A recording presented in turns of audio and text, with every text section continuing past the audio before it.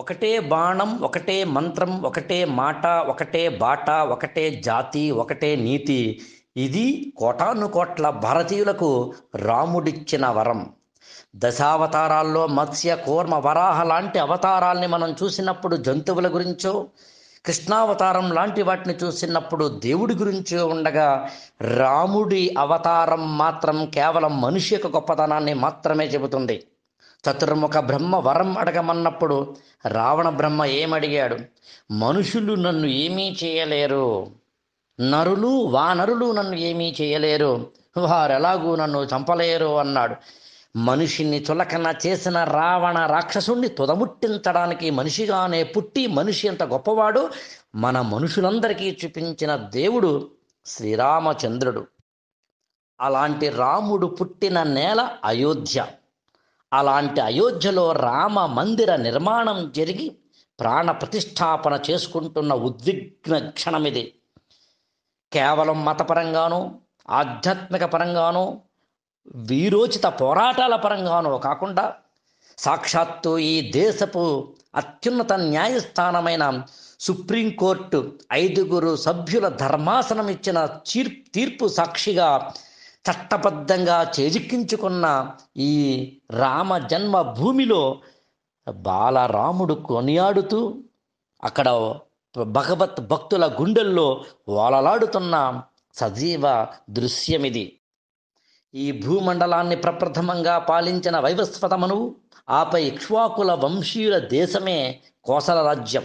దాని రాజధాని అయోధ్య, సరయూ నది ఒడ్డున ఉన్న మహోన్నతమైన నగరం. ఇక్కడ రాముడి పేరిట మొట్టమొదటిసారిగా మందిరాన్ని నిర్మించింది ఎవరో కాదు, సాక్షాత్తు సీతారాముల కుమారుడైన కుశమహారాజు.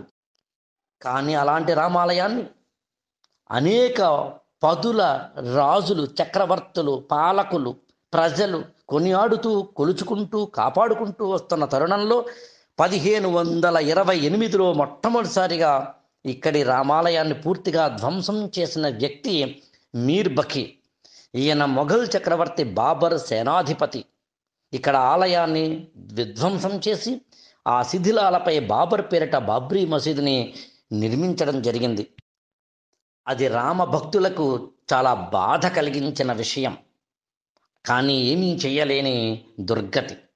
అలాంటి రోజుల్లో అక్బర్ పాలనా కాలంలో అక్కడ ఒక ప్లాట్ఫామ్ని నిర్మించుకొని అక్కడ ఒక చిన్న విగ్రహాన్ని ఏర్పాటు చేసుకొని ఆ రామ విగ్రహ ప్రతిష్టాపన ద్వారా భక్తజనులు అక్కడ పూజలు జరుపుకునే అనుమతిని అక్బర్ చక్రవర్తి ఇవ్వడం జరిగింది. అక్బర్ తర్వాత వచ్చిన జహంగీరు, షాజహాన్ల కన్నా ఔరంగజేబ్ మాత్రం తన సేనాని షాబుజ్ ఖాన్ నేతృత్వంలో తిరిగి ఆ ప్లాట్ఫామ్ని, విగ్రహాన్ని పూర్తిగా తొలగింపచేసి ఆ స్థలాన్ని స్వాధీనం చేసుకోవడం, అక్కడ మళ్ళీ తిరిగి బాబ్రీ మసీద్ నిర్మాణానికి ఇంకొంచెం విస్తరణ చేయడం జరిగింది. భక్తులు తిరగబడినా, పోరాడినా, ప్రాణాలు కోల్పోయినా దక్కింది మాత్రం శూన్యం.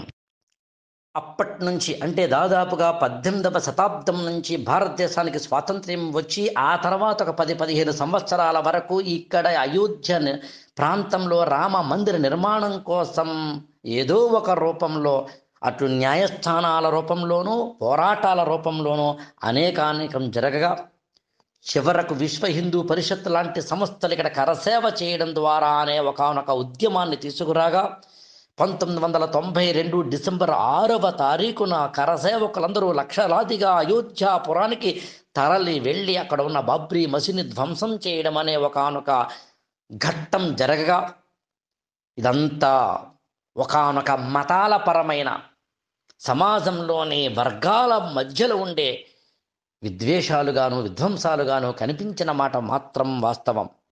కానీ అదే సమయంలో ఆర్కియలాజికల్ డిపార్ట్మెంట్ వారివి కానీ, చారిత్రక ఆధారాల ద్వారా కానీ ఇతరత్ర అనేక రూపాలలో సుప్రీంకోర్టుని ఆశ్రయించగా చివరకు 2019లో ఇక్కడ ఉన్న రామ మందిరం నిజమేనని, వాస్తవమేనని సుప్రీంకోర్టు ధర్మాసనం 1045 పేజీల సుదీర్ఘ తీర్పు అనంతరం ఇక్కడ రామ జన్మభూమిలో మందిర నిర్మాణానికి అవకాశం కలిగిస్తూ అదే సమయంలో ముస్లిం సోదరులకు ఆ పక్కగా మరొక భూమిని కేటాయిస్తూ చేసిన మహోన్నతమైన తీర్పు ఈ దేశ చరిత్రలో, ముఖ్యంగా స్వాతంత్ర్య అనంతర చరిత్రలో ఒక కీలకమైన ఘట్టం.